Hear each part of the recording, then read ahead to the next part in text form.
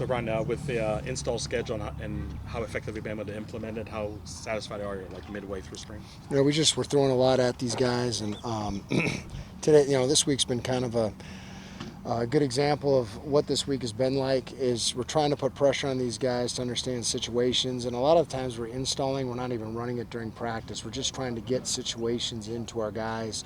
And so the information, again, we're trying to put a lot of pressure on our older guys and returners.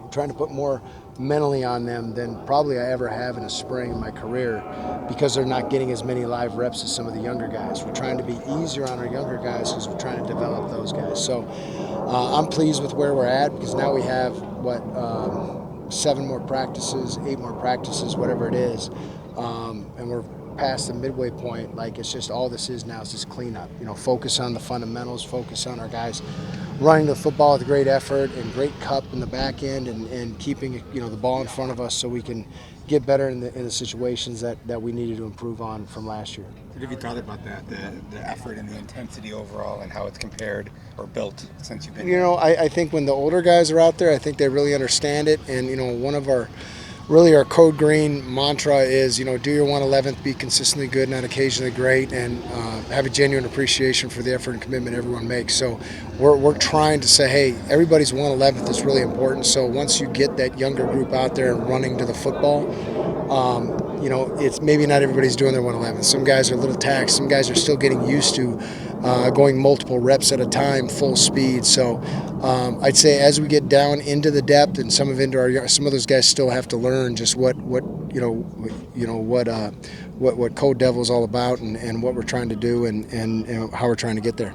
When it comes to the young guys, at least that are at least stepping up, guys like maybe Miles Johnson and others, at least in the secondary, what have you kind of just seen through them, at least in the first half, and then what vets have you kind of seen maybe step up in those maybe leadership roles maybe you weren't expecting? Yeah, I think Rodney he's right there with the older guys. He just doesn't have the game experience. So I'd say he's ahead of some of those other guys, maybe even in the same class, because those guys, Rodney had the benefit of being here last spring, so this is his 3rd install and going through that. So it's starting to slow down for him, and he's starting to pick up his level of play, which is really exciting to see, and he has a great future with us. And Plas has a ton of ability and a ton of talent, and it's just a matter of him learning the playbook and for him slowing down. And he's one of those guys right now that he's only in his 2nd install.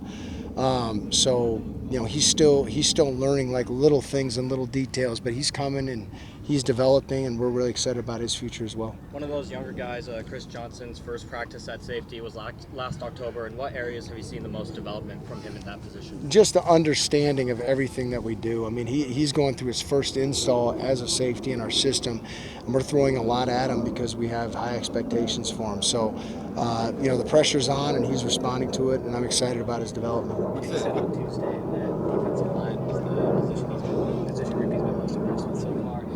How much would you attribute that to Dr. Reynolds and what he's been able to do with that? No, it's everything with Coach Reynolds. It's everything. It starts with him in that room, and those guys have a lot of love and respect for him, and you can see it. And he manages that room unlike really any other coach could on our team, because he has a way of getting their respect, getting them to play hard, and holding them accountable, but also being, hey, a shoulder that, and someone that an ear that they can come talk to, and they really do play for him and for those other coaches in that room, Coach Amy and Ray Clark, and those guys are doing a great job with that whole group, so I couldn't be happier. What's the value of having several linebackers who have played a lot, including in this scheme, and their ability to get everybody lined up and convey all the necessities? Yeah, we're a single high team. When you talk about single high defense, the key to the whole defense is the linebackers and getting those guys, because it's a defense that's hardest on the linebackers. So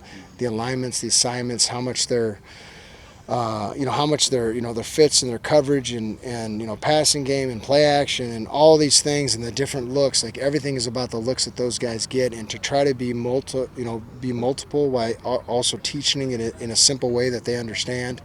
Coach Coop is doing a great job with those guys, and having that kind of experience, you're able to practice and do things at a higher level than most times when you're installing. So just really excited about their development and excited about that room. Some speaking of the D line, another recruit was announced today for class of 26 in Hugo. What would you initially say how the Texas to Tempe connection at least started out kind of as a mantra last year and is starting to necessarily really pick up steam as kind of the years go by and the spring balls kind of go by? Yeah, I mean, we're excited about, just all of our recruiting and our whole recruiting class. And this 26 class, we put a lot of time, a lot of energy, a lot of effort into. This is really the second full class that we've had a chance to really like recruit the right way and have the full year to recruit them and evaluate them and to learn more about them and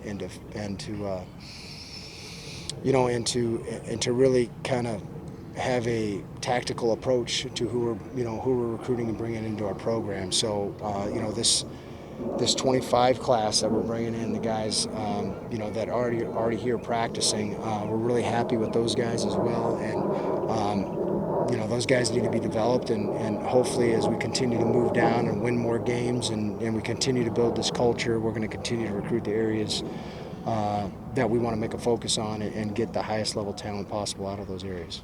From your vantage point, did you see the progression from the offense and maybe had a first week of spring kind of tough and then second week really hit their stride? Yeah, I mean, I just think that you got a lot of weapons over there on offense, and they give us a lot of different looks and challenges, and and it's great working, with Marcus and Coach Dillingham and working with those guys, because we literally exchange ideas. We try to find ways to make it hard on each other. We're trying to give looks that maybe an opponent is going to give us and how they may attack us on defense or on offense. And it's really a collaborative effort on both sides of the ball, and it's one of the most functional situations. It is the most functional situation I've ever been a part of. So, and I'm learning stuff new every single day and learning about how teams are going to attack our defense, and I learned every single day from Coach Arroyo and Coach Dillingham. So it's a process, and that's what makes this sport such a great sport. Is it's ever evolving, and we're always challenged. Thank you. Thank you. Appreciate it.